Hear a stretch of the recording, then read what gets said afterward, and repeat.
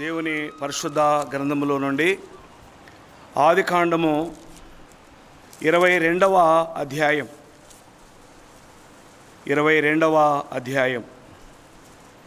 12వ వచనాన్ని మనం చూద్దాం.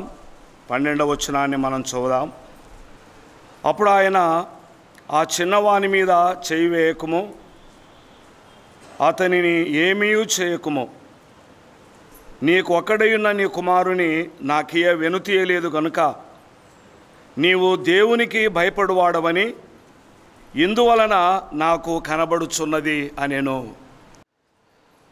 ఆదికాండము 22వ అధ్యాయం మనందరికీ చాలా సుపరిచితమైనటువంటి అధ్యాయం. అబ్రహాము, ఆయన కుమారుడైనటువంటి ఇస్సాకు ఇందులో మనకు కనిపిస్తున్నాడు.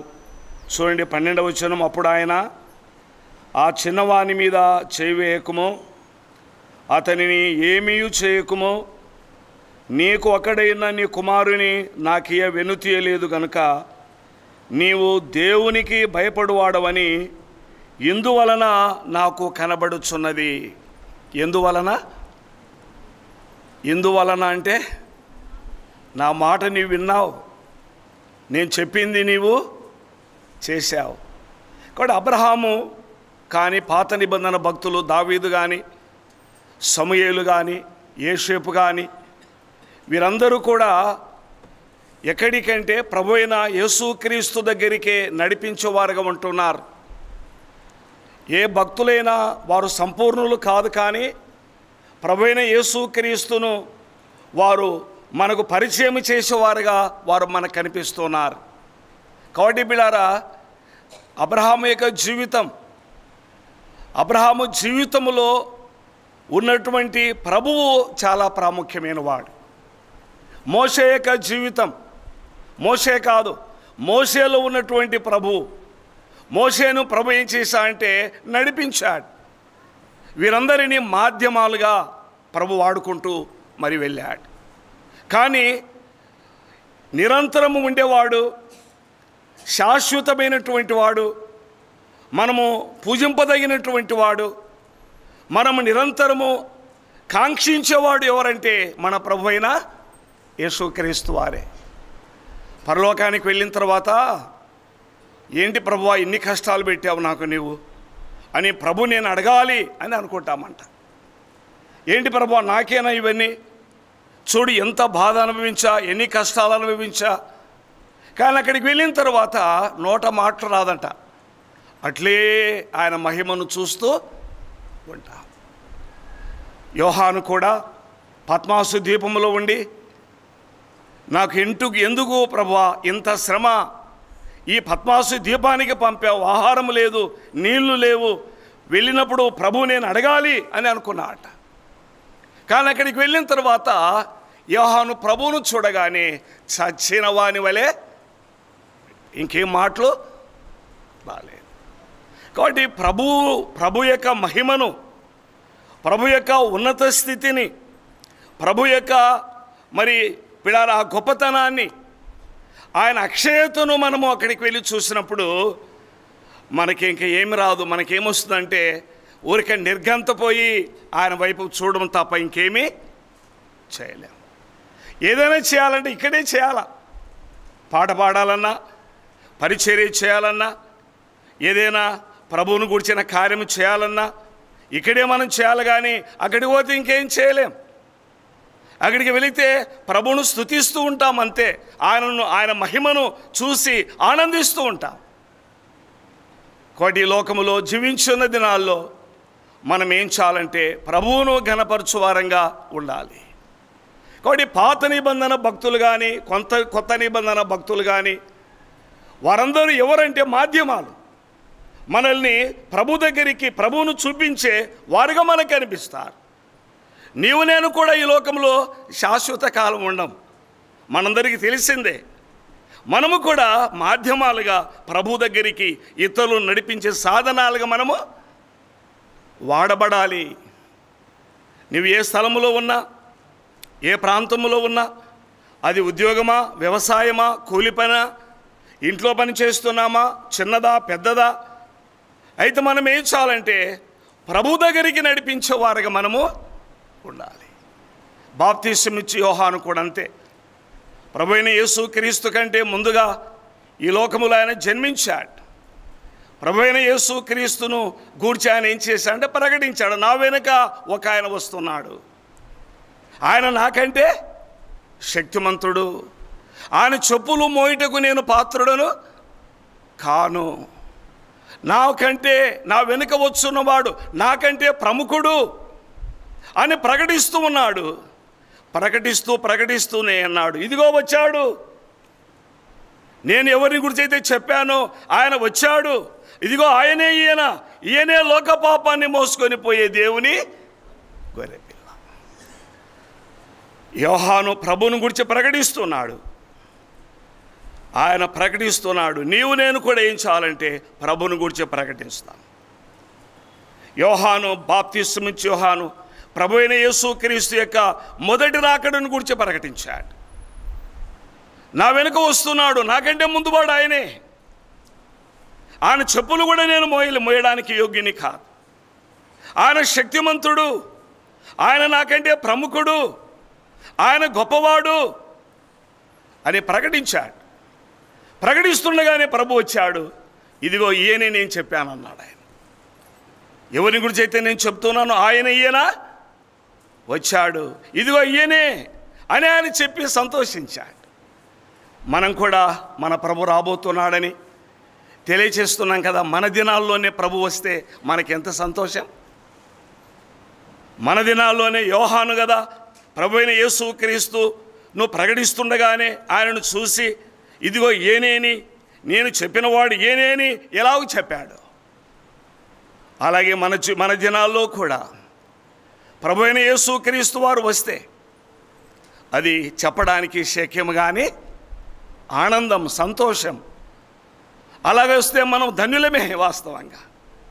అయినా పర్వాలేదు, ప్రభు కొరకు మనం ఏం చాలా మాధ్యమాలుగా ఉపయోగపడాలి.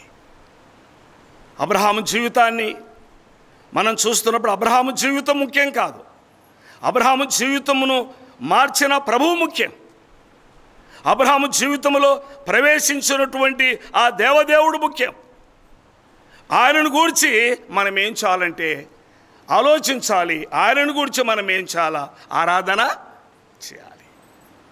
కాబట్టి బిడ్డలారా, అబ్రహాము జీవితంలో 22వ అధ్యాయం 12వ వచనం మరలా మనం ఒకసారి చదువుదాం. చూడండి, ఆ అబ్రహాం ఇక్కడ ఏమంటున్నాడంటే, ఆ అబ్రహాంతో దేవుడు మాట్లాడుతున్నాడు, ఆ చిన్నవాని మీద చేయి వేయకుము, అతని ఏమి చేయకుము, నీకు ఒకడైనా నీ కుమారుని నాకే వెనుతీయలేదు గనుక నీవు దేవునికి భయపడువాడవని ఇందువలన నాకు కనబడుచు ఉన్నది. మనం ఎట్లా కనబడుతున్నాం దేవునికి?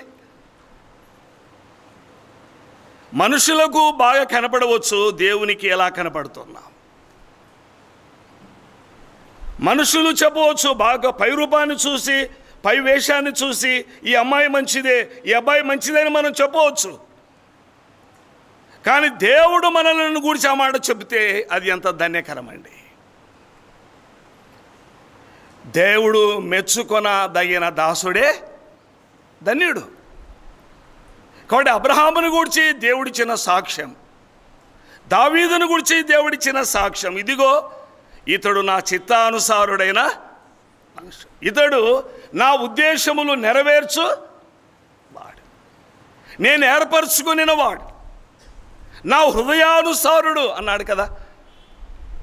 దేవుడిచ్చే సాక్ష్యం, అబ్రహామును గురించి దేవుడిచ్చే సాక్ష్యం.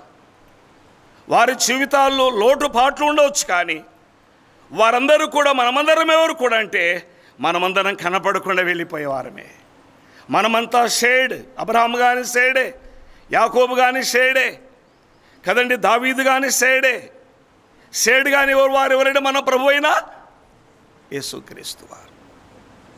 కాబట్టి మనము ఈ లోకంలో ప్రభు కొరకు జీవిస్తున్నప్పుడు అబ్రహాము యొక్క జీవితం, అందులో ముఖ్యంగా మన ప్రభు. కాబట్టి ప్రభు దేవుడైన యెహోవా అబ్రహామును గురించి అక్కడ మాట్లాడుతూ ఉన్నటువంటి మాట మనం గమనించినట్లయితే, ఇందువలన నీవు దేవునికి భయపడువాడవని ఇందువలన నాకు కనబడుచు ఉన్నది. అబ్రహాం, నీవు దేవునికి భయపడువాడవయ్యా. దీన్ని బట్టి నాకేం కనపడుతుందంటే దేవునికి భయపడువాడవు. దీనిని బట్టి మనం చేసే పనిని బట్టి, మన ఆత్మీయ స్థితిని బట్టి కదండి, మనలో ఉన్న విశ్వాసమును బట్టి దేవుడు ఇలాంటి సాక్ష్యం ఇవ్వగలిగితే ఎంత మంచిది. ఇలాంటి సాక్ష్యం ఇవ్వగలిగితే ఎంత మనోహరం. ఒక ఆయన కష్టపడి కలెక్టర్ అయ్యాడు. ఒక అయ్యాడా కలెక్టరు? ఎంత చదివాడో, చాలా కష్టపడ్డాడు, చాలా శ్రమ పడ్డాడు, నిద్ర లేకుండా, ఆహారం లేకుండా, మరి ఆ చదివి ఐఏఎస్ పొందాడు ఒక ఆయన. ఇంకొక ఆయన వాచ్మెన్గా ఉన్నాడు. ఏం చదివావు అంటే 10th క్లాస్ ఫెయిల్ అయ్యాను సార్ అంటాడు. ఆయనకి ఎంత తేడా చూడండి. ప్రభు పెట్టే పరీక్షలు, ప్రభు పెట్టే కదండి మరి శ్రమ మన జీవితానికి వచ్చినప్పుడు మనము నిలవాలా, పడిపోవాలా? నిలిచేవారముగా ఉండాలి. అబ్రహాముకు వచ్చిన పరీక్ష చాలా గొప్పది. నీకొకడైన నీ కుమారుని నీవు ప్రేమించి ఇస్సాకును నీవేం చేయాలంటే మోరియా పర్వతమునకు తీసుకొని రా, అక్కడ నాకు నీవేం చేయాలి? దహన బలి అర్పించాలి. అబ్రహాముకు దాదాపు 120 ఏండ్లు పైబడి ఉన్నాయి. నేనైతే అనేవాడిని, ఈ వయసులో నేను ఆడ కొండ ఎక్కేది అనేవాడిని. నేను కొండ ఎక్కలేనయ్యా అని చెప్పేవాళ్ళం మేము. ఇప్పుడు ఏడవుతుంది, మా భార్యని చెప్తానులే అని చెప్పేవాళ్ళం మేము. కానీ అబ్రహాము చిత్తం ప్రభువా అన్నాడు అంతే. ఆ పర్వతం మీద కూడా వెళ్ళాడు, తన కత్తి పైకెత్తాడు. వెంటనే అబ్రహామా ఆగు అని చెప్తూ ఉన్నాడు. ఆ చిన్నవాణ్ణి ఏమి చేయొద్దు, ఆ చిన్నవాణ్ణి నీవు ఏమీ చేయకము, వాని మీద చెయ్యి వేయకము, నీకు ఒక్కడైనా నీ కుమారుని నాకే వెనుతీయలేదు కనుక ఇందును బట్టి నీవు దేవునికి భయపడువాడవని నాకు అర్థము అయ్యింది. ఎంత మంచి సాక్ష్యం అండి ఇది. దేవుడు అబ్రహాముని గురించి ఇస్తున్న సాక్ష్యం. ఇందువలన నీవు దేవునికి భయపడువాడవని నాకు అర్థమవుతున్నది అని వారు చెప్తూ ఉన్నాడు. చూడండి ఒకసారి ఇంకో వాక్యం చదువుదాం. అపోస్తుల కార్యములు 8వ అధ్యాయం. అపోస్తుల కార్యములు 8వ అధ్యాయం 21వ వచనం. ఇక్కడ గారడి సీమోను మనకు కనిపిస్తాడు. ఈ యొక్క వాటిలో మనం చూస్తున్నప్పుడు గారడి సీమోను ఫిలిప్పు ద్వారా బాప్తిసం కూడా తీసుకున్నాడు ఈయన. అయితే పేతురు అక్కడికి వచ్చాడు. పేతురు అక్కడికి వచ్చి చేయబెట్టితే ప్రార్థన చేస్తే పరిశుద్ధాత్మను పొందారు కొందరు. అయితే గారడి సీమోను చూడండి 21లో, నీ హృదయము దేవుని ఎదుట సరైనది కాదు గనుక ఈ కార్యమందు నీకు పాలు పంపులు లేవు. కాబట్టి ఈ నీ చెడుతనము మానుకొని మారు మనస్సు నుండి ప్రభువును వేడుకొనుము. ఒకవేళ నీ హృదయ ఆలోచన క్షమింపబడ వచ్చును. నీవు ఘోరమైన దుష్టత్వములోను దుర్నీతి బంధకములో ఉన్నట్టు నాకు కనబడుచున్నది. ఏం కనబడుతున్నది సీమోన్లో? ఘోరమైన దుష్టత్వములోను దుర్నీతి బంధకములో ఉన్నట్లు నాకు కనబడుచు ఉన్నది. లోగడ గారడి చేసేవాడు మరి వాక్యము విన్నాడు, ఫిలిప్పు ద్వారా బాప్తిసం కూడా తీసుకున్నాడు. అయితే ఆ ప్రాంతానికి పేతురు వచ్చి వాక్యం చెప్తున్నప్పుడు కొందరికి పరిశుద్ధాత్మ వారి మీదకి వచ్చింది. డబ్బు సంచి అంతా పెట్టి పేతురు దగ్గర పెట్టి, ఈ డబ్బు సంచి నువ్వు తీసుకొని ఆ పరిశుద్ధాత్మను నా మీద పెట్టు అన్నాడు. పరిశుద్ధాత్మను నా మీద ఈ డబ్బంతా నీకే ఇస్తానన్నాడు. అప్పుడు పేతురు చెప్పిన మాటలు కదండి, నీవు ద్రవ్యమిచ్చి దేవుని వరము సంపాదించుకోదునని తలంచుకొని నందున నీ వెండి నీతో కూడా నశించును. నీ హృదయము దేవుని ఎదుట సరైనది కాదు. ఈ కార్యమునందు నీకు పాలు పంపులు లేవు. కాబట్టి ఈ నీ చెడుతనమును ఏం చేయాలంటే చెప్పండి, ఈ చెడుతనమును మానుకో, మారు మనసు పొందు, ప్రభువుని వేడుకో. ఒకవేళ నీ హృదయాలోచన క్షమింపబడవచ్చును. నీవు ఘోరమైన దుష్టత్వములోను దుర్నీతి బంధకములో ఉన్నట్లు నాకు కనబడుచు. ఉన్నారా? సిమోన్ లాంటి వారు ఉన్నారా? ఏంటి సిమోన్ అంటే? ప్రభువుని నమ్ముకున్నట్లుగా, మారు మనసు పొందినట్లుగా నటన ఉంది, కానీ జీవితంలో మార్పు లేదు. జీవితంలో మార్పు అనేది మనం చూస్తూ ఉన్నాం. బాప్తిస్మము లేకుండా రక్షణ సంపూర్ణం కాదు. రక్షణలో సంపూర్ణ కార్యక్రమం ఏదంటే బాప్తిస్మము ద్వారానే. కానీ బాప్తిస్మము పొందాలి, కానీ మారు మనసు లేకుండా పొందకూడదు.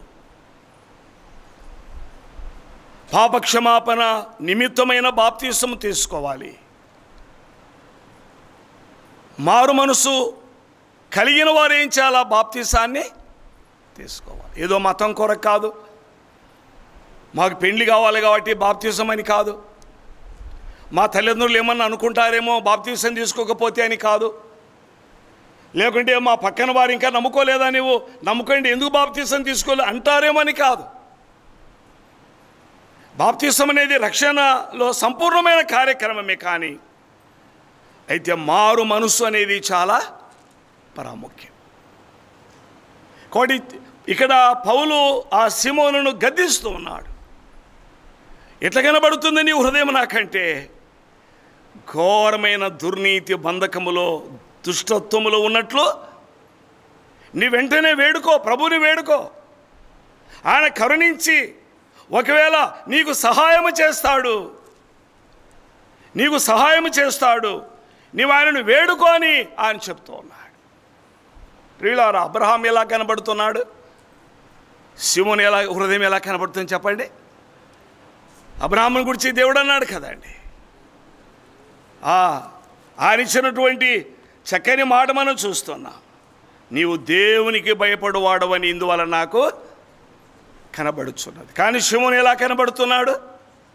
దుష్టత్వములో ఉన్నాడు, దుర్నీతి బంధకములో ఉన్నాడు, మారు మనసు లేదు, పాపక్షమాపణ మరి అనుభవం అనేది సంపూర్ణంగా తనలో కనబడట్లేదు. నీ పాపాన్ని ఒప్పుకో, నీ పాపాన్ని కడిగి వేసుకో, నీవు పాపక్షమాపణ పొందు అని ప్రభు ఇక్కడ ఏం చేస్తున్నా అంటే జ్ఞాపకము చేస్తూ ఉన్నాడు. కాబట్టి విశ్వసించిన మన జీవితాల్లో మనం ఎలా కనబడాలి? పిల్లారా, దేవుని దృష్టిలో ఎలా కనబడాలి? దేవుని యొక్క వాక్యం మనం చూస్తూ ఉన్నాం.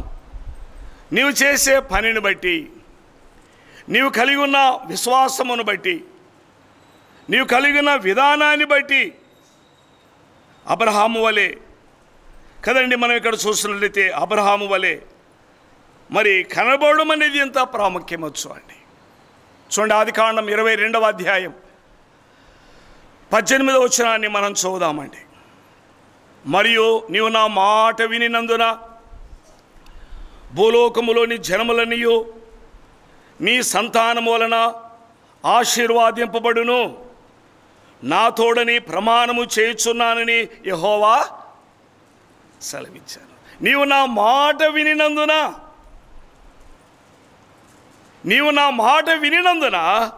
ఏం చెప్తున్నాడంటే భూలోకములోని జనములనియు నీ సంతాన మూలమున ఆశీర్వాదించబడును. దేవుని మాట వింటే అమ్మ మన పిల్లలు ఆశీర్వాదము, వాళ్ళ పిల్లలకు ఆశీర్వాదము, వాళ్ళ పిల్లలకు ఆశీర్వాదం. మనము దేవుని మాట వింటే అబ్రహాము మూలముగా ఎంత ఆశీర్వాదము అని మనం చూసినట్లయితే భూలోకములోని వంశములన్నీ నీ మూలముగా ఆశీర్వాదించబడతాయి. ఇశ్రాయేలు ఐగుప్తులోనికి వెళ్ళిపోయారు. ఫరో కఠినమైనటువంటి దాసత్వము ఫరో కింద వాళ్ళు చేస్తూ ఉన్నారు. ఫరో ఏం ఆజ్ఞ ఇచ్చాడంటే మగపిల్లవాడు పుడితే కానుపు పీటల మీదనే గొంతు పీసికి చంపేయండి అని ఆజ్ఞ ఇచ్చాడు. ఆడపిల్ల ఉడితే బ్రతకనియండి, మగపిల్లవాడు ఉడితే మీరు చంపేయండి. అయితే నిర్గమాకాండం మనం చదవట్లేదు, కానీ మొదటి అధ్యాయంలోనికి వెళ్తే మంత్రసానులు దేవునికి భయపడి ఆ పని చేయలేదు. మంత్రసానులు ఎవరికి భయపడినారు? దేవునికి భయపడి, అమ్మా ఇది నరహత్య, ఇటువంటిది మనం చేయకూడదు అని వారు దేవునికి భయపడి ఆ పని చేయకపోతే వారికి దేవుడు గర్భాన్ని తెరిచాడట. మంత్రసానుల గర్భము మూసివేయబడింది. వారి గర్భాన్ని తెరిస్తే వారికి సంతానము కలిగి. నేను ఎందుకు చెప్తున్నానంటే నీవు ఇది చేసినందున నీ సంతానం మూలముగా భూలోకములోని సమస్త వంశములు ఆశీర్వాదించబడును. అబ్రహాముతో 12వ అధ్యాయంలోనే, అబ్రహామా నిన్ను ఆశీర్వాదించువని నేను ఆశీర్వాదిస్తా, అబ్రహామా నిన్ను శపిస్తే నేను వారిని శపిస్తా, అబ్రహామా నీవు నా మాట విని నీ దేశమును నీ బంధువులను నీ ఇంటి వారిని విడిచిపెట్టి నేను చూపించే దేశానికి బయలుదేరు, నేను నిన్ను గొప్ప జనముగా చేస్తా. దేవుని యొక్క ఆశీర్వాదం అబ్రహాముతో ఉన్నది. అబ్రహాము తన ఇంటిని, తన ఊరును, తన బంధువులను, తన జన్మస్థలాన్ని విడిచిపెట్టి దేవుని పిలుపుకు లోబడి అబ్రహాం ఏం చేశాడు? బయటికి వచ్చాడు. నీకు సంతానం ఇస్తానన్నాడు. ఆకాశ నక్షత్రములంతా సంతానం ఇస్తానన్నాడు. భూరేణువులంతా సంతానం ఇస్తానన్నాడు. చాలా కాలానికి ఒక కుమారుని ఇచ్చాడు, వాగ్దాన పుత్రుని. వాడు పెద్దగా అవుతున్నాడు. వాడిని నాకు దహన బలి ఇమ్మన్నాడు. అబ్రహాం చిత్తం ప్రభు అన్నాడు. ఆ బలిపీఠమైన పరుండబెట్టి వాడిని నరకడానికి అబ్రహాము సిద్ధపన్నాడు. అబ్రహామా నీవు నా మాట వినినందున భూలోకములోని వంశములన్నీ నీ మూలముగా నేను ఆశీర్వాదిస్తాను. ఈనాడు మన కుటుంబాలు ఆశీర్వాదించబడాలంటే మనమైన మాట వినాలి, మన పిల్లలకి ఆయన మాటలు చెప్పాలి. 78వ కీర్తనలో అన్నాడు కదా, మా పితరులు మాకు చెప్పిన సంగతులు మేము మీకు వివరిస్తున్నాము, రాబోయే తరానికి మీ పిల్లలకు కూడా మీరు ఈ సంగతులు చెప్పండి, దేవుని గురించిన విషయాలు మీరు చెప్పండి. వారు వారి పిల్లలకు చెబుతారు.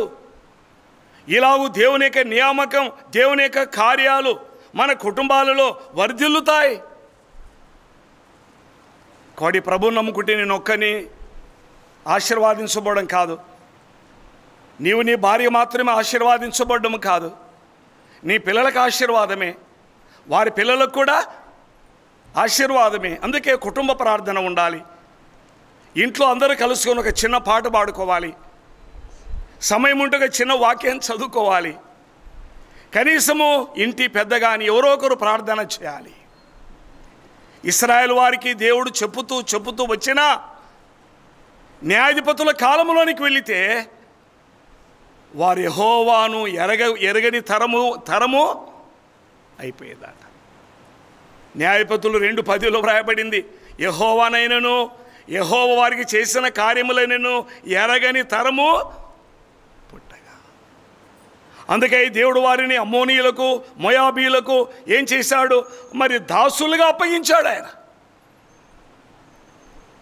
అన్య దేవతలను పూజించేవారుగా అయిపోయారు. ఇక మరలా వారు మొరపెడితే దేవుడు వారికి న్యాయాధిపతులను ఇచ్చాడు కదండి. కాబట్టి అబ్రహామును నేను ఆశీర్వాదిస్తా, ఎందుకంటే నీవు నా మాట విన్నావు. ఆయన మాట మనం వింటే పిల్లారా, మనకు మాత్రమే కాదు, మన పిల్లలకు కూడా ఆశీర్వాదం, రాబోయే తరానికి కూడా ఆశీర్వాదం.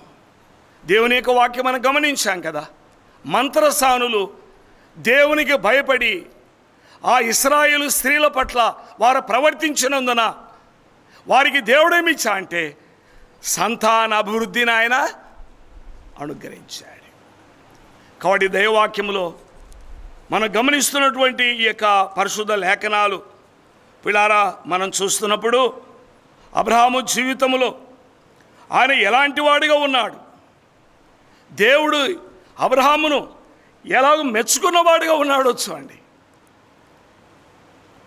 ఇందువలన నీవు దేవునికి భయపడువాడవని నాకు దేని బట్టమ్మా? ఆయన మాట వినటను బట్టి. ఆయన మాటలు దైవవాక్యంలో చాలా ఉన్నాయి. మరి ఒక మాట చదువుదాం చూడండి. ఆదికాండం 23వ అధ్యాయం 22 పక్కలోనే ఉంటుంది. 23వ అధ్యాయం 5వ వచనం. హేతుకుమారులు, అయ్యా మా మాట వినుము, నీవు మా మధ్యన మహారాజువై ఉన్నావు. మా శ్మశాన భూములలో అతి శ్రేష్టమైన దాని యందు మృతి పొందిన నీ భార్యను పాతిపెట్టుము. నీవు మృతి పొందిన నీ భార్యను పాతిపెట్టునట్లు మాలో తన శ్మశాన భూమికి ఈనలేని వాడు ఎవడునూ లేడని అబ్రహాముకు ఉత్తరమిచ్చిరి. అబ్రహాము భార్య శారా చనిపోయింది. దేవుడేమో నీకు వాగ్దాన భూమి ఇస్తానన్నాడు. చివరికి కనానులో అడుగుపెట్టిన తర్వాత అబ్రహాం, పాదము మోపే స్థలము కూడా నీకు ఇప్పుడు ఇయ్యను, నీ 4వ తరానికి నేను ఇస్తా, 400 సంవత్సరముల తర్వాత ఇస్తా. ఇక్కడ అమోరీలు ఉన్నారు, వారి అక్రమం ఇంకా పూర్తి కాలేదు, వారి అక్రమం పూర్తి కావాలి, వాళ్ళ పాపం పండాలి, కాయగా ఉంది, ఇంకా పండుతూనే ఉంది. అబ్రహాము దేవుని విశ్వాసం ఉంచాడు. నేను నిన్ను ఆశీర్వాదిస్తానన్నాడు, నిన్ను గొప్ప చేస్తానన్నాడు. అయితే కనానులోనికి వచ్చాడు. కనానులోనికి వచ్చిన తర్వాత ఇప్పుడు నేను ఇవ్వనయ్యా చూడు ఇది అన్నాడంతే. గుడారవాసిగా నివాసం చేయి, ఇదిగో నీ 4వ తరం 400 సంవత్సరములు వారు ఐగుప్తులోనికి వెళ్తారు, అక్కడ బానిసలుగా ఉంటారు. నా బాహువును చాచి నేను వారిని మరలా బయటికి తీసుకొని వస్తా. ఇప్పుడు అబ్రహాము భార్య శారా చనిపోయింది, పాతిపెట్టేదానికి స్థలం లేదు. ఏం చేయాలి అబ్రహాం? భార్య చనిపోయిందని ఏడవాలనా? ఏడుస్తూ కూర్చుంటే సమాధి కార్యక్రమం ఎట్లా? సమాధి చేయడానికి స్థలం లేదు. అందును బట్టి హేతుకుమారుల దగ్గరికి వెళ్ళి సాష్టాంగపడి, అయ్యా నా భార్య చనిపోయింది, నా కనుల ఎదుట కనబడకుండానట్లుగా ఆమెను పాతిపెట్టడానికి నాకు స్థలం ఇవ్వండి అని అడుగుతున్నాడు. హేతుకుమారులు ఏమంటున్నారంటే, అయ్యా నీవు మా మధ్యన మహారాజువై ఉన్నావు. ఏమన్నా అబ్రహాముకి కిరీటం ఉందా? సింహాసనం ఉందా? ఉదారంగు బట్టలు ఉన్నాయా? సైన్యం ఉందా? మళ్ళీ ఎట్లా రాజు ఆయన ఏమైనా ఉదారంగు బట్టలు వేసుకొని రాజవస్త్రాలు ఏమైనా వేసుకున్నాడా? ఆయనకేమైనా సింహాసనం ఉందా? కదండి, ఆయనకేమైనా రాజ్యం ఉందా? అక్కడ ఆయన దగ్గర ఏమైనా సైన్యం ఉన్నదా? అయితే హేతుకుమారులు ఏమంటున్నారు అని మనం ఇక్కడ గమనించినట్లయితే, అయ్యా మా మాట వినుము, నీవు మా మధ్యన మహారాజువై ఉన్నావు. నీవు మా మధ్యన ఎలా ఉన్నావంటే మహారాజువై ఉన్నావు. శ్మశాన భూమి ఏనులో ఎవరు ఉన్నాము, ఎక్కడ కావాలనో నువ్వు తీసుకో అని వారు అంటున్నారు. ఉచితంగా కావాల్సితే తీసుకుంటే, ఉచితంగా కాదు, నేను కొంటాను, అది ఎంతో మీరు చెప్తే ఆ డబ్బు నేను మీకు ఇస్తాను. అయితే వారు అన్నమాట చాలా ఆశ్చర్యం అనిపిస్తుంది. నీవు మా మధ్య మహారాజువై ఉన్నావు. 2వ సమూయేలు గ్రంథం చదువుదాం చూడండి. సమూయేలు 2వ గ్రంథం 8వ అధ్యాయం 8వ అధ్యాయం 15వ వచనం. 15వ వచనం. దావీదు ఇశ్రాయేలందరి మీద రాజై తన జనులనందరినీ నీతి న్యాయములను బట్టి ఏలుచుండెను. దావీదు తన జనులందరి మీద రాజై దేని బట్టి ఏలుతున్నాడంట? రాజులో ఉండాల్సింది నీతి, రాజులో ఉండవలసింది న్యాయం. హేతుకుమారులకు అబ్రహాములో నీతి ఉంది అని, ఆయన దగ్గర న్యాయం ఉంది అని వారికి తెలిసిపోయింది. మా దగ్గర నీతి లేదు, మా దగ్గర న్యాయము లేదు, మా దగ్గర నీతి లేదు, మా దగ్గర న్యాయము లేదు. అయితే ఈయన దగ్గర ఏమున్నది? ఈయన దగ్గర నీతి ఉన్నది, ఈయన దగ్గర ఏమున్నది? న్యాయము ఉన్నది. ఈనాడు ప్రభువుని నమ్ముకున్న మన దగ్గర నీతి ఉండాలా, న్యాయము ఉండాలా. అప్పుడు ఎవరంటే మనము కూడా రాజులమే కదా. హేతుకుమారులు అన్నారు, నీవు మా మధ్యన మహారాజువై ఉన్నావు. దావీదు కదండి, అతని గురించి మనం చదువుతున్నాం. ఏంటి అంటే నీతి న్యాయములు కలిగి ఆయన ఏం చేస్తున్నాడు? పాలిస్తున్నాడు. దావీదు ఇశ్రాయేలందరి మీద రాజై తన జనులందరినీ నీతి న్యాయములను బట్టి ఆయన ఏం చేస్తున్నాడు? ఆయన ఏలుచు ఉన్నాడు. 78వ కీర్తన చూడండి ఒకసారి. 78వ కీర్తన 78వ కీర్తన 72వ వచనాన్ని మనం చదువుదాం. చూడండి 72వ వచనం. అతడు యథార్థ హృదయుడై వారిని పాలించెను, కార్యముల యందు నేర్పరి అయి వారిని నడిపించెను.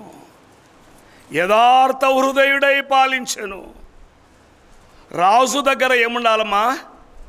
యథార్థత ఉండాలి. రాజు దగ్గర ఏముండాలా? నీతి ఉండాలి. రాజు దగ్గర ఏముండాలా? న్యాయం ఉండాలి. ఈనాడు మనల్ని పాలిస్తున్న రాజు ఎవరు చెప్పండి? ఆంధ్రప్రదేశ్ ముఖ్యమంత్రి ఎవరు? నీకు 15,000, నీకు 15,000, నీకు 20,000. అవునా కాదా? యథార్థత ఉందా? న్యాయం ఉందా? నీతి ఉందా?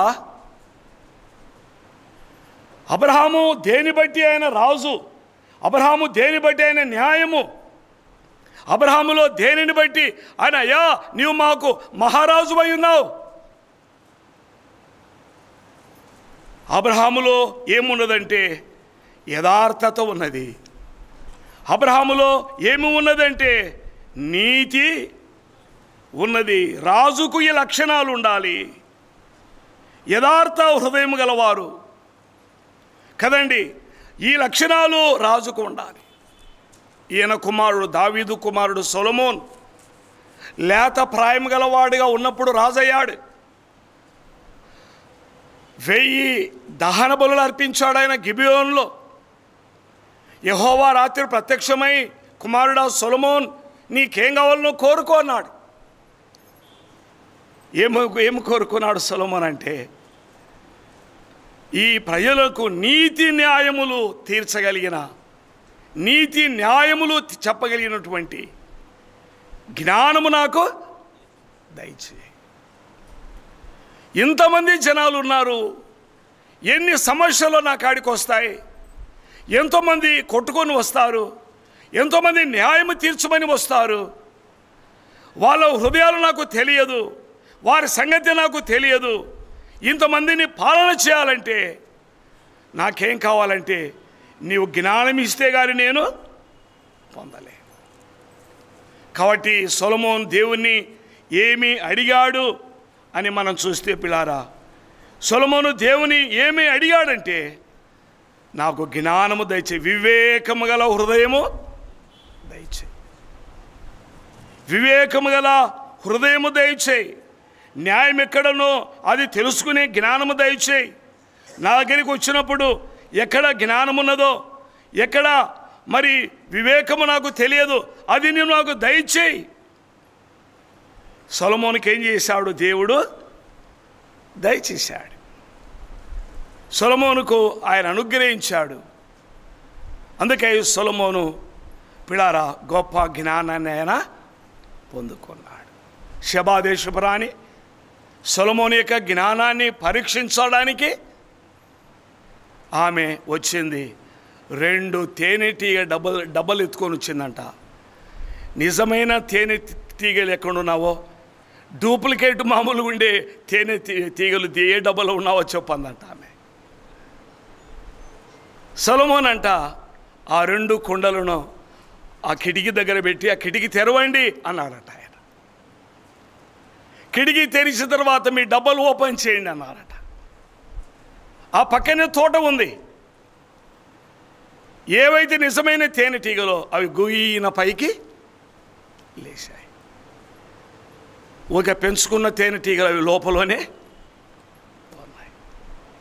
రాజు జ్ఞానమునకు ఆ రాణి ఆశ్చర్య. కాబట్టి బిళ్ళారా, రాజు ఎవరంటే యథార్థవంతుడిగా. రాజులో ఏముండాలంటే నీతి ఉండాలి.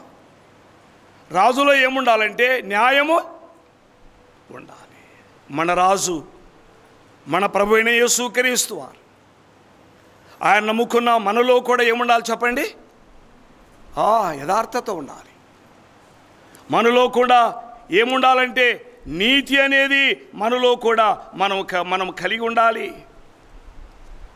మనలో పిల్లారా న్యాయం అనేది మనం కలిగి ఉండాలని ప్రభు చెప్తూ ఉన్నాడు. నీతి, న్యాయము, యథార్థత, దీన్ని దావీదులో మనం చూస్తూ ఉన్నాం. దావీదు యొక్క పాలనలో మనం గమనిస్తూ ఉన్నాం. ఆయన కుమారుడైనటువంటి సొలొమోను కూడా అదే విషయాన్ని అక్కడ జ్ఞాపకం చేస్తూ ఉన్నాడు. చూడండి, మరి ఒక మాట చదువుదాం. ఆదికాండం 18వ అధ్యాయం 19వ వచనాన్ని మనం చదువుదామండి. ఆదికాండము 18వ అధ్యాయం. ఎట్లనగా, యెహోవా అబ్రహామును గూర్చి చెప్పినది అతనికి కలుగజేయనట్లు తన తరువాత తన పిల్లలను తన ఇంటివారును నీతి న్యాయములు జరిగించుచు యెహోవా మార్గము గైకొనుటకు అతడు వారికి ఆజ్ఞాపించినట్లు నేను ఎరిగి ఉన్నాను. అబ్రహామును గురించి దేవుడు చెప్పుతున్నాడు ఇక్కడ. అబ్రహామును గురించి, ఆయన ఇంటి వారిని గురించి, అబ్రహాం ఇంట్లో ఉన్నటువంటి పిల్లలను గురించి నీతిగా ప్రవర్తించాలి, యథార్థంగా ప్రవర్తించాలి అని అబ్రహాము తన పిల్లలకి ఏం చేశాడంట? ఆజ్ఞాపించాడు. కాబట్టి పిల్లల ఎరిగినట్లుగా ఆయన ఏం చేశా అంటే ఆజ్ఞాపించాడు అనేది మనం చూస్తూ ఉన్నాం. ఆజ్ఞాపించాడు. ఒక ఆమె పాలమ్ముతుంది మా కాడ. సార్, ఒక చుక్క నీళ్ళు కలపలేదు, ఇవి నిజమైన పాలు, 70 రూపాయలు తీసుకోండి అంటుంది. నిజంగా న్యాయంగానే ఆమె చెప్పేది.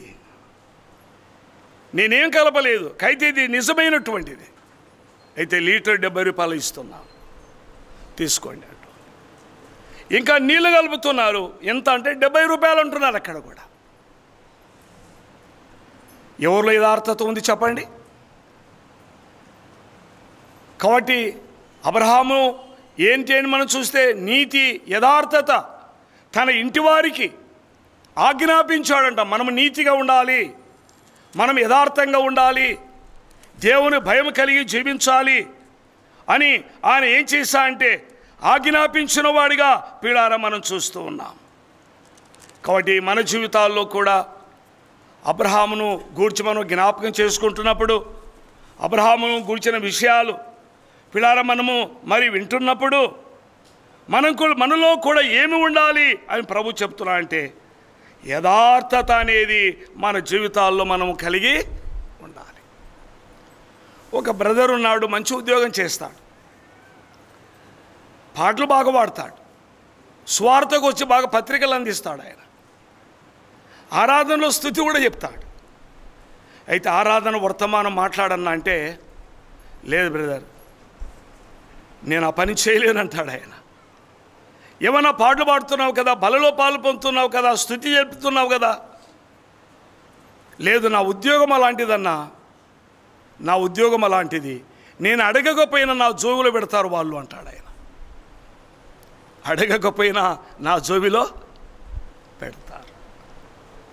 దాన్ని బట్టి అతడు ఏం చేస్తున్నా అంటే యథార్థత అనేది అతను లేదు. అందుకే ఆరాధనగా నిలబడాలంటే అదే కనిపిస్తుంది, అదే కనిపిస్తోంది. మరి వద్దని చెప్పకూడదా? కాబట్టి దైవవాక్యం మనం చూస్తే అబ్రహాము తన ఇంటికి తన పిల్లలకు ఏం ఆజ్ఞాపించాడంట?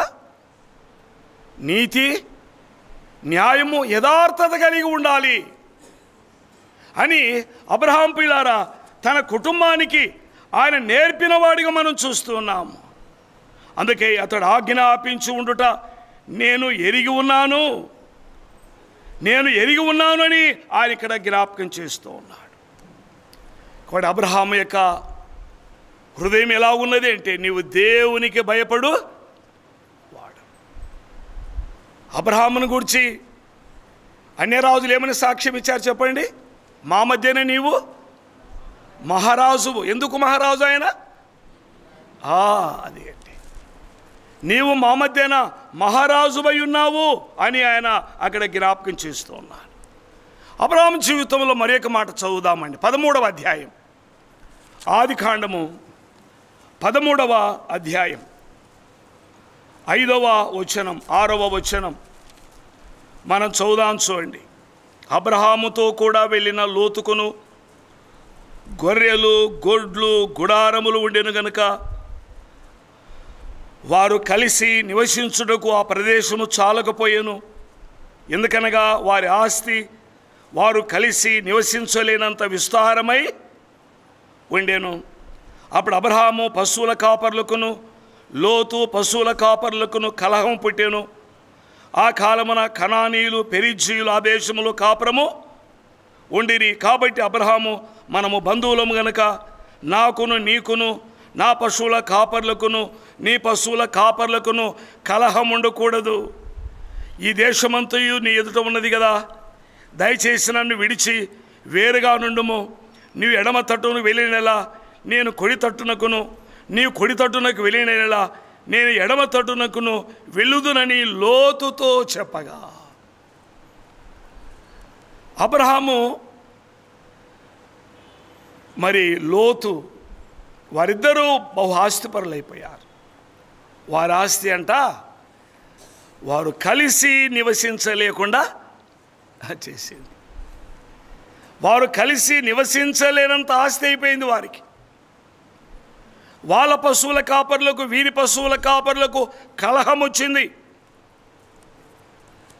వారి పశువుల కాపర్లకు వీరి పశువుల కాపర్లకు ఏమొచ్చిందంటే కలహం పుట్టింది. కాపర్లకు కలహం వచ్చింది. అయితే అబ్రహాం అంటున్నాడు, లోతు నువ్వు ఇటువైపు వెళ్తే నేను ఇటువైపుగా వెళ్తాను, నువ్వు ఇటువైపు వెళ్తే నేను అటువైపు వెళ్తాను. అబ్రహాము సమాధానమును కోరువాడై ఉన్నాడు. ఏం కోరాడమ్మ అబ్రహాము?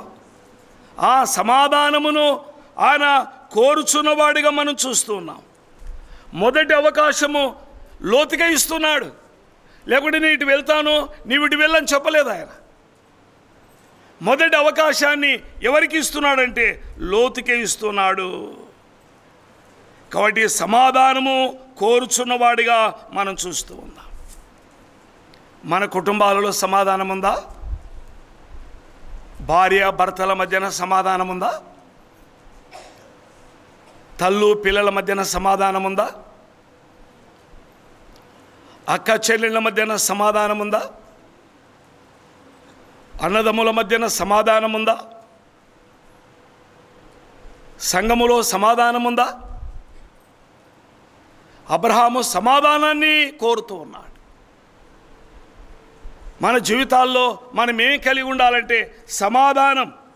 సమాధానమును కలిగి ఉండాలని ఆయన ఇక్కడ తెలియచేస్తున్నాడు. అందుకే ఈ లోతుతో అంటున్నాడు, కలహం ఉండకూడదు, నువ్వు ఎటు వెళ్తావో చెప్పు, నేను మరి ఒక దిక్కు వెళ్తానని ఆయన తెలియచేస్తూ ఉన్నాడు. కాబట్టి పిల్లారా, సమాధానం అబ్రహాము దేన్ని కోరుతున్నా అంటే ఆయన సమాధానమును కోరుచున్నవాడిగా మనం చూస్తూ ఉన్నాం. కీర్తన గ్రంథములో ఒక వాక్యం చూద్దాం, చూడండి. 120వ కీర్తన, 120వ కీర్తన 6వ వచనం, 6వ వచనం, 7వ వచనం. కలహప్రియుని యొద్ద నేను చిరకాలము నివసించువాడను, నేను కోరునది సమాధానమే. అయినను మాట నా నోట వచ్చిన తోడనే వారు యుద్ధమునకు సిద్ధ. కలహప్రియులు మన చుట్టూ ఉన్నారు. ఉన్నంతకాలం వారి మధ్య నివసించాల్సిందే. వారిని కాదని మనం ఎక్కడికి వెళ్ళలేం. అయితే ఈ భక్తుడు ఏమంటున్నాడు చెప్పండి, నేను కోరునది సమాధానమే. నేను కోరునది ఏంటి అని మనం చూస్తున్నట్లయితే సమాధానం, చిరకాలం సమాధానాన్ని కోరుచున్నవానిగా మనం చూస్తూ ఉన్నాం. భర్త ఒకవేళ వేరుగా ఉంటే భార్య సమాధానాన్ని కోరేవారు ఉండాలి. భార్య వ్యతిరేకంగా ఉంటే భర్త సమాధానం కోరువారుగా ఉండాలి. తల్లులు పిల్లల మధ్యన వేరుగా ఉంటే తల్లులు పిల్లల యొక్క సమాధానాన్ని కోరువారుగా ఉండాలి. తల్లిదండ్రులు వేరుగా ఉంటే పిల్లలు తల్లిదండ్రుల యొక్క సమాధానాన్ని కోరువారుగా ఉండాలి. అందుకే ఎఫెసీ పత్రిక 4లో కదా, సమాధానమును ఐక్యతను మీరు కాపాడుకొనుట యందు శ్రద్ధ గలవారై ఉండుడి. ఐక్యతను కాపాడుకొనుటలో శ్రద్ధ ఉండాలి. ఐక్యతను పోగొట్టుకొనుటలో కాదు.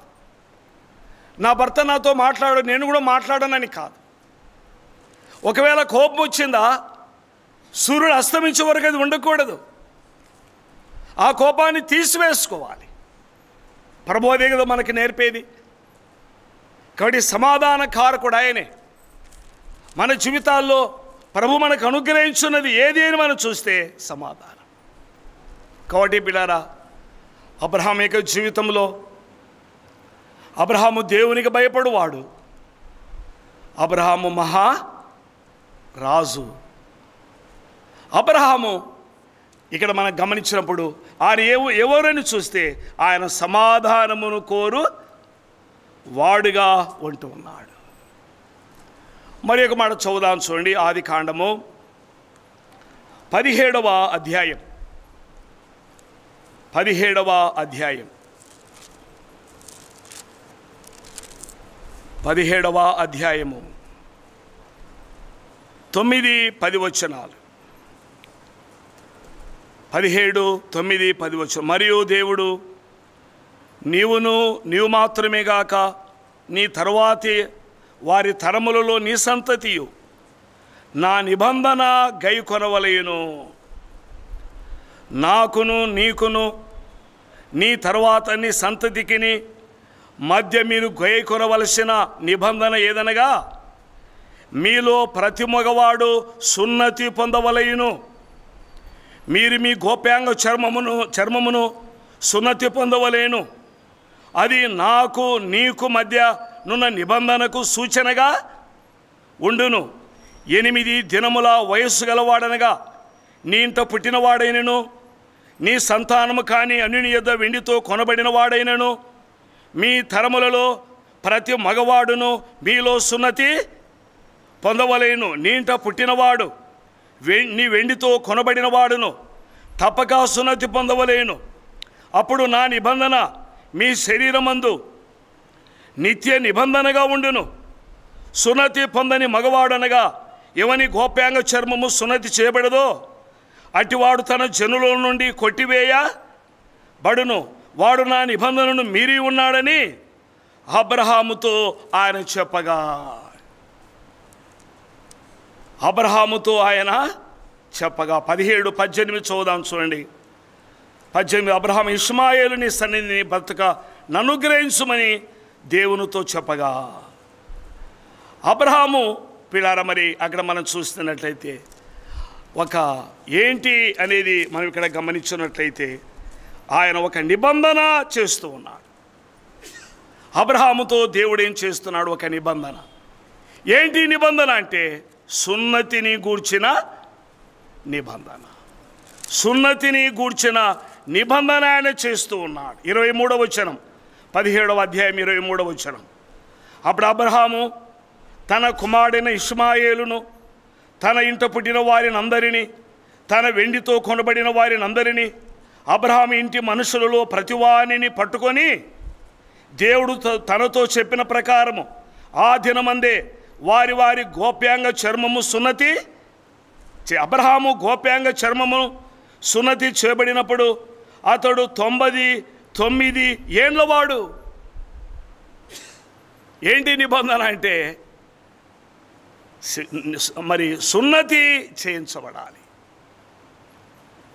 నీ కుమారునికి సున్నతి కావాలి, నీవు కూడా సున్నతి చేయించుకోవాలి, నీ ఇంటి వారందరూ కూడా సున్నతి చేయించుకోవాలి. అబ్రహాము సున్నతి చేయించుకోవడానికి ఆలస్యము చేయలేదట. ఆలస్యము చేయలేదు. 99 ఏండ్ల వయస్సులో ఉండినప్పటికీ ఆయన ఏం చేశా అంటే ఆ సున్నతికి ఆయన ప్రాధాన్యత ఇచ్చిన వాడిగా మనం చూస్తూ ఉన్నాం. అంటే తడవు చేయలేదు. దేవుని యొక్క నిబంధనను, దేవుని యొక్క మాటను అబ్రహాము వింటూ ఇక ఆలస్యము చేసిన వాడు కాదు, తడవు చేయలేదు. దేవుడు చెప్పిన ఈ కార్యం, దేవుడు చెప్పిన ఈ విషయాన్ని గురించి అబ్రహాము తడవు చేయక ఏం చేశా అంటే మరి ఆ దినమందే ఆయన ఏం చేశాడు? సున్నతి చేయబడిన వాడుగా పిల్లారా మరి అక్కడ మనకు కనిపిస్తూ ఉన్నాడు. ఇష్మాయేలు అలాగే అబ్రహాము వారింట ఉన్నటువంటి ప్రతి మగబిడ్డ కూడా వారందరూ కూడా ఏం చేయబన్నారు? సున్నతి చేయబన్నారు. దేవుని యొక్క మాటకు అబ్రహాము 99 ఏండ్ల వయసులో కూడా ఆయన నిబంధన మేరకు ఆ వయసులో కూడా సున్నతి చేయించుకున్నాడు. కొంత బాధకరమే, ఇబ్బందికరమే. అయినప్పటికీ అబ్రహాం ఏం చేశా అంటే దేవుని మాటను తడవు చేయలేదు. చూసారా అబ్రహాము దేవుని యొక్క మాటకి ఎంత విధేయత చూపుతున్నాడు. 22వ అధ్యాయంలో అబ్రహామా, నీ కుమారుని నేను చూపించే పర్వతములలో ఒకదాని మీద నాకు దహన బలి ఇవ్వాలంటే తడవు చేయలేదు, తెల్లారే బయలుదేరారు. 3 దినముల ప్రయాణం, వెంటనే బయలుదేరారు. 99 ఏండ్ల వయస్సులో నీవు సున్నతి చేయించుకోవాలంటే అబ్రహాం ఏం చేస్తున్నాడు? ఆలస్యము చేయ. మనమైతే మందిరం 10 గంటల కంటే 10:30, 11కైనా వస్తానే ఉంటాం. దేవుని పనిలో సోమరులుగా ఉండకూడదండి. దేవుని కార్యాలలో సోమరులుగా ఉండకూడదు. దేవుని పని విషయంలో, దేవుని కార్యాల విషయంలో మనము సోమరులుగా కనపడకూడదు. సోమరితనం అనేది మంచిది కాదు. సున్నతి విషయంలో అబ్రహాం తడవు చేయలేదు. తన కుమారుని బలి ఇవ్వమంటే ఆ బలి విషయంలో కూడా అబ్రహాము తడవు చేయలేదు. మనం ప్రభు యొక్క మాటకి ఎంత విధేయత చూపుతున్నామో ఆలోచించండి ఒకసారి. ప్రభు కార్యాలకై ఎంత లోబడుతూ ఉన్నాం. అబ్రహాం అయితే ఆయన జీవితంలో తడవు చేయలేదు అని మనం చూస్తూ ఉన్నాం. సామెతల గ్రంథములో ఒక వాక్యం మనం చదువుదామండి. 18వ అధ్యాయం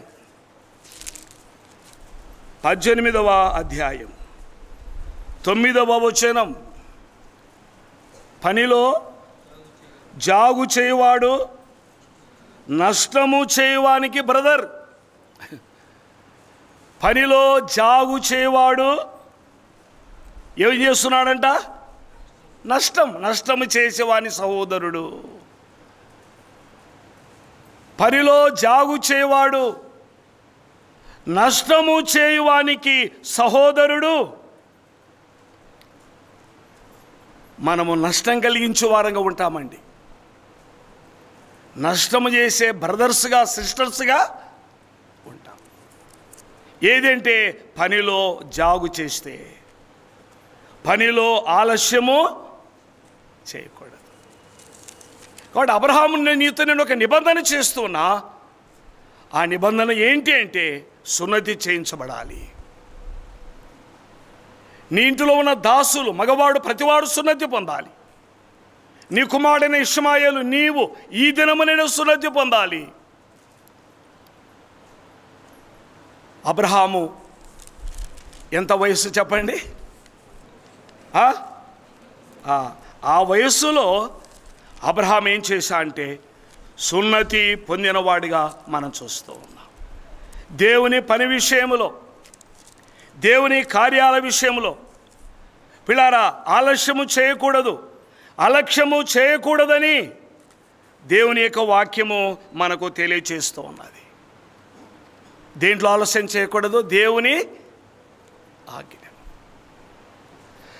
ఆలస్యము మనం చేస్తే ఎవరికి అంటే అక్కడ మనం చెప్తున్నాడు కదండి దేవుని వాక్యములో.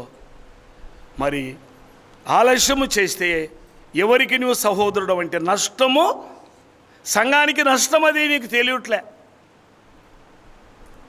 కాబట్టి మనం ఆలస్యము చేయకూడదు. ఆయన కార్యాలకు, ఆరాధనకు కానీ, నియామక కూడికలు కానీ, ప్రార్థన చేయుటకు కానీ, ప్రభు కార్యాలకు కానీ మనము నష్టము చేసేవారుగా, ఆలస్యము చేసేవారుగా ఉండకూడదని చెప్తున్నాడు. నిర్గమకాండంలో ఈ విషయాన్ని మరొక విధానంగా మనం చదువుదాం. చూడండి, నిర్గమకాండము 22వ అధ్యాయం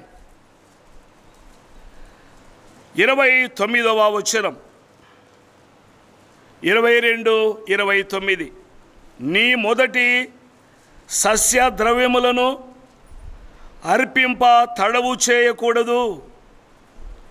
నీ కుమారులలో జ్యేష్ఠుని నాకు అర్పింపవలెను. అట్లే నీ ఎద్దులను, నీ గొర్రెలను అర్పింపవలెను. 7 దినములు అది దాని తల్లి యొద్ద ఉండవలెను. 8వ దినమున దానిని నాకియ్యవలెను. మీరు నాకు ప్రతిష్ఠించబడిన వారు గనుక. మరి అక్కడ ఆయన చెప్తూ ఉన్నాడు నీ సస్య ద్రవ్యములను, అంటే ఇక్కడ చెప్తున్నాడు నీ మొదటి సస్య ద్రవ్యములను అర్పింప తడవు చేయ. ఇప్పుడు సస్యద్రవ్యం అంటే ప్రభు ఉద్యోగం ఇచ్చాడు అనుకోండి, మా సంఘములో మొదటి జీతము ప్రభుకే ఇస్తారు. అది నేర్చుకున్నారు. జీతములో 10వ భాగం కాదు, 10వ భాగం ఇచ్చేది తక్కువ ఇచ్చినట్లుగా నేను చెప్పేది. జీతములో మొదటిది ఎవరికి ఇవ్వాలంట? ప్రభువుకు ఇవ్వాలి. నీ సస్య ద్రవ్యములను అక్కడ చెప్పాడు కదండి, అర్పింప తడవు చేయకూడదు. నీ కుమారుల్లో జ్యేష్ఠుని ఏం చెప్తున్నా అంటే నాకు ఇవ్వాలి, నాకు ఇవ్వాలి అని ఆయన జ్ఞాపకం చేస్తూ ఉన్నాడు. కాబట్టి అబ్రహాము జీవితంలో తడువు అనేది లేదు, ఆలస్యం అనేది లేదు. మనము కూడా దైవ కార్యాల పట్ల పిల్లార మరి తడువు చేయకూడదని, ఆలస్యము చేయకూడదని, ప్రభుకి ఇచ్చే విషయములో, ప్రభు దగ్గరికి వచ్చే విషయములో, ప్రభు కార్యాలలో తడవు చేయకూడదని దేవుని వాక్యం ద్వారా మనము ఇక్కడ ఈ యొక్క సమయంలో మనము గమనిస్తూ ఉన్నాం. ద్వితీయోపదేశకాండం చూడండి, ఇలాంటి మాట మరలా మనం చదువుదాం. 23వ అధ్యాయం ద్వితీయోపదేశకాండము 23వ అధ్యాయం 21వ వచనం. నీవు నీ దేవుడిని యెహోవాకు మొక్కుకొనిన తర్వాత ఆ మొక్కుబడి చెల్లించుట తడవు చేయకూడదు. నీ దేవుడైన యెహోవా తప్పక నీ వలన దాన్ని రాబట్టుకొనును, అది నీకు పాపమగును. తడవు చేయడము పాపమవుతుంది అంటున్నాడు. ప్రభుకిచ్చే విషయంలో తడవు చేయకూడదు. అలాగూ నువ్వు తడవు చేస్తే అది ఏంటి అని మనం గమనించినట్లయితే అది పాపమగును, అది పాపానికి దారి తీస్తుందని ఆయన తెలియచేస్తూ ఉన్నాడు. కోడి బిడ్డ అబ్రహాము జీవితంలో మనం ఎన్ని విషయాలు విన్నాం చెప్పండి. ఒకటి, అబ్రహాము దేవునికి భయపడేవాడు. రెండవది, అబ్రహాము మహారాజుగా ఉన్నాడు. మూడవది, అబ్రహాము సమాధానాన్ని కోరేవాడుగా ఉన్నాడు. నాలుగవది, అబ్రహాము తడవు చేయనివాడు. నిబంధన విషయంలో అబ్రహాము తడవు చేయనివాడుగా, సున్నతి అంటే కుమారుని బలి ఇవ్వాలంటే ఇంకా ఆలస్యము చేయలేదు. అలాగైతే పిల్లారా, మనము ఏ విషయాల్లో మరి తడవు చేస్తూ ఉన్నాం, ఏ విషయాల్లో చూడు. ఒక అన్యరాజును చదివి నేను ముగిస్తాను. ఎజ్రా గ్రంథం, దేవుని యొక్క లేఖనములో నుండి మనం చదువుదాం. చూడండి, ఎజ్రా గ్రంథము చదువుదామండి. ఎజ్రా గ్రంథము 7వ అధ్యాయం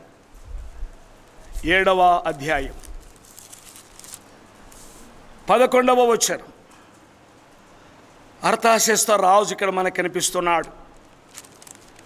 ఈయన ఒక అన్యరాజు. అర్తహషస్త ఒక అన్యరాజు. యెహోవా 7:11 యెహోవా ఆజ్ఞల వాక్యముల యందును ఆయన ఇశ్రాయేలుకు విధించిన కట్టడల యందును శాస్త్రియు యాజకుడైన ఎజ్రాకు రాజైన అర్తహషస్త ఇచ్చిన తాకీదు నకలు. రాజైన అర్తహషస్త ఆకాశమందలి దేవుని ధర్మశాస్త్రమందు శాస్త్రియు యాజకుడైన ఎజ్రాకు క్షేమము మొదలగు మాటలు రాసి ఇలాగ సెలవిచ్చెను. చేతనున్న నీ దేవుని ధర్మశాస్త్రమును బట్టి యూదాను గూర్చియు యెరూషలేమును గూర్చియు విమర్శ చేయుటకు నీవు రాజు చేతను అతని 7 మంత్రుల చేతను పంపబడితివి గనుక మేము చేసిన నిర్ణయమేమనగా, మా రాజ్యమందుండు ఇశ్రాయేలులోను వారి యాజకులలోను లేవీలలోను యెరూషలేము పట్టణమునకు వెళ్ళుటకు మనఃపూర్వకముగా ఇష్టపడు వారెవరో వారందరూ నీతో కూడా వెళ్ళవచ్చును. మరి యెరూషలేములో నివాసము గల ఇశ్రాయేలు దేవునికి రాజును అతని యొక్క మంత్రులను స్వేచ్ఛగా అర్పించిన వెండి బంగారములను నీవు తీసుకొని పోవలేను. మరియు బబులోను దేశమందంతటా నీకు దొరుకు వెండి బంగారములంతయు జనులను యాజకులను యెరూషలేములోనున్న దేవుని మందిరమునకు స్వేచ్ఛగా అర్పించిన వస్తువులను నీవు తీసుకొని పోవలేను. తడవు చేయక 17వ వచనం. నీవు ఆ ద్రవ్యమును, ఎడ్లను, పొటేళ్లను, గొర్రె పిల్లలను, వాటితో కూడా ఉండవలసిన భోజనార్పణములను, పానార్పములను కొని యెరూషలేమునందుండు మీ దేవుని మందిరపు బలిపీఠం మీద వాటిని అర్పింపవలెను. మిగిలిన వెండి బంగారములతో మీ దేవుని చిత్తానుసారముగా నీకును నీ వారికి యుక్తమని తోచిన దానిని చేయవచ్చును.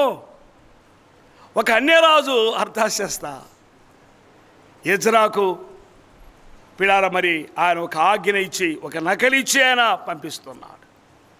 మా యొక్క బంగారము, వెండి మీరు తీసుకొని వెళ్ళండి. బబులోను దేశంలో మీరు ఉండగా ఆ సమీపంగా ఉన్నటువంటి అదంతా కూడా మీకే. తడవు చేయక మేమిచ్చిన వాటిని దేవుని బలిపీఠం మీద పెట్టి ఆ దేవునికి మీరు ఏం చేయంటే అర్పణ అర్పించండి. ఎవరైనా స్వేచ్ఛార్పణలు ఇవ్వాలనుకుంటే వారు కూడా తడవు చేయకుండా ఏం చేయాలంటే ఇవ్వాలి అని ఆయన తెలియచేస్తూ ఉన్నాడు. కాబట్టి పిల్లారా, ప్రభువుకు అర్పించే దాంట్లో కూడా ఇక్కడ మనం చూస్తున్నాము. ఎలాగంటే తడవు చేయకూడదు. ప్రభువుకి ఇవ్వాల్సింది మనము తడవు చేయకూడదు. ప్రభు యొక్క ఆజ్ఞలో మనం తడవు చేయకూడదు. బాప్తీసం ఇంకా తీసుకోలేదా, ఇంకా తీసుకుందాములే, ఇప్పుడు ఎందుకులే అనుకుంటున్నావా? నువ్వు తడవు చేస్తూ ఉన్నావు. ఆ తడవు అనేది మంచిది కాదని దేవుడు తెలియచేస్తూ ఉన్నాడు. తీసుకోవడానికి నువ్వు ఇష్టపడుతున్నావా? మంచిదే, కానీ నీ హృదయాన్ని ఏం చాలా సరి చేసుకోవాలి. మారు మనస్సును కలిగి ఉండాలి. పాప క్షమాపణ నిమిత్తమై ఆయన దగ్గరికి నీవు రావాలి. ఇంకా ప్రభు యొక్క బలలో పాలు పొందకుండా దూరంగా ఉన్నారా? ఎందుకున్నారు? ఎందుకు తడువు చేస్తున్నారు? ప్రభు వచ్చే సమయంలో మనం ఉంటున్నాం. కాబట్టి బిడ్డల తడవు చేయడం అనేది మంచిది కాదు. కాబట్టి అబ్రహాము తడవు చేయలేదని దైవవాక్యములో మరి మనము తేటగా గమనిస్తూ ఉన్నాం. మరి ఒక మాట చదువుదాం, చూడండి. 14వ అధ్యాయం, ఆదికాండము 14వ అధ్యాయం 21వ వచనాన్ని మనం చూద్దామండి.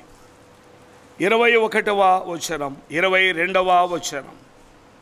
సొదొమరాజు మనుషులను నాకిచ్చి ఆస్తిని నీవే తీసుకొనుమని అబ్రహాముతో చెప్పగా, అబ్రాము నేనే అబ్రామును ధనవంతుని చేసినని నీవు చెప్పకుండానట్లు ఒక నూలు పోగైనను చెప్పుల వారైనను నీ వాటిలో ఏదైనాను తీసుకోనని ఆకాశమునకును భూమికిని సృష్టికర్తయు సర్వోన్నతుడుగు దేవుడైన యెహోవా ఎదుట నా చెయ్యి ఎత్తి ప్రమాణము.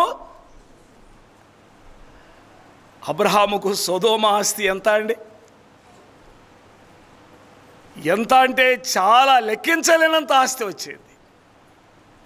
మమ్ము రక్షించావయ్యా, ఈ ఆస్తి అంతా నీవు తీసుకొని మనుషులను మాకు వదిలిపెట్టంటే అబ్రహాం అన్నాడు, ఒక నూలు పోగు కూడా తీసుకోను, చెప్పుల వారు కూడా నేను తీసుకోను. అబ్రహాము ధనాపేక్ష లేనివాడు, ధనం మీద ఆశ లేనివాడు. ఒకవేళ డబ్బు ఉందనుకోండి, ఏం చేస్తాం? మన ఆకలి తీరేదానికి మనం ఉపయోగించుకుంటాం. ఇంకా మనకు కావాలంటే మన శరీరాన్ని కప్పుకోవడానికి మనం ఉపయోగించుకుంటాం. ఒక గూడు కావలిస్తే మనం నిర్మించుకుంటాం.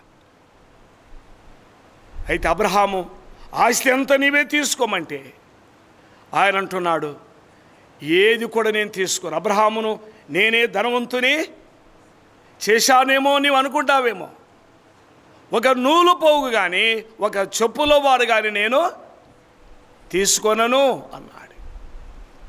కాబట్టి పిల్లలు అబ్రహాములో ధనాపేక్ష లేనివాడు. తిమోతి పత్రికలో అన్నాడు కదా, ధనాపేక్ష సమస్తమైన కీడులకు ఆ మూలం. దాని ద్వారా అనేకులు ఒకరినొకడు పొడుచుకుంటున్నారు, దాని ద్వారా ఒకరినొకడు చంపుకుంటున్నారు. అయితే అబ్రహాములో ధనాపేక్ష లేనివాడిగా మనం చూస్తూ ఉన్నాం. అలాగే మరి ఒక వ్యక్తిగా నేను జ్ఞాపకం వస్తున్నాను నాకు. రాజులు 2వ గ్రంథం 5వ అధ్యాయంలో నయమాను సైన్యాధిపతి తన కుష్ఠరోగం బాగైనందున ఎలీషా దగ్గరికి 1,20,000 కదండి విలువ చేసే బంగారము, 10 మణుగుల వెండి, కొన్ని దుస్తులు తీసుకొని ఎలీషా దగ్గరికి వెళ్ళాడు. ఎలీషా దగ్గరికి వెళ్ళి నయమాను ఎంతో బ్రతిమలాడాడు. అయితే ఎలీషా అన్నాడు, నేనేమియూ తీసుకోను, నీ మార్గమున నీ వెళ్ళు అన్నాడు. అక్కడే ఉన్నాడు ఎలీషా శిష్యుడు. ఎవరు చెప్పండి? గెహాజీ. అరే ఇంత సేవ చేస్తుంటే ఇంత డబ్బు వచ్చింది, ఈరోజు ఊరికి వస్తుంది, దీని గురించి మా యొక్క యజమానికి మనసు లేదే, ఎట్లయినా సరే నేనైనా తీసుకుందామని ఆ డబ్బుని ఏం చేశాడు? గెహాజీ తెచ్చుకున్నాడు. తర్వాత మీకే తెలుసు, నెమ్మది లేనివాడు అయిపోయాడు. కాబట్టి పిల్లారా, అబ్రహాములో ఉన్నటువంటి విధానాన్ని మనం గమనించినప్పుడు ఆయనలో ధనాపేక్ష లేదు. ఎలీషాలో మనం చూస్తున్నాం, ఆయన ధనం పట్ల అపేక్ష కలిగినటువంటి వాడు కాదు. ఆయన బీదరికమే ఉండవచ్చు, అప్పుడు ఆహారం లేనివాడిగా ఉండవచ్చు, కానీ ఆ ధాన్యము, ఆ కుప్పలు అవి కావాలి అని కోరుకున్నవారు కాదు. దేవునిపైన ఆధారపడి దేవుని వైపు చూసినటువంటి వారుగా మనం చూస్తూ ఉన్నాం. కాబట్టి ఉదయకాలం అబ్రహాము జీవితం, అబ్రహాము యొక్క లైఫ్ అంటే అబ్రహాము కాదు, అబ్రహాములో ఉన్న అబ్రహాము ఒక మాధ్యమముగా దేవునికి ఉపయోగపడే ఒక సాధనంగా మనం చూస్తూ ఉన్నాం. నేను కూడా ఈ లోకంలో ఆయన సాధనాలుగా, ఆయనకు ఉపయోగపడే కదండి మాధ్యమాలుగా మనం కూడా ఈ లోకంలో ప్రభువును ఘనపరచాలని, ప్రభువును హెచ్చించాలని ప్రభు నామమున మరి మనవి చేస్తూ ఉన్నాం. ప్రభువు తన లేఖన భాగాన్ని మన కొరకై దీవించునుగాక.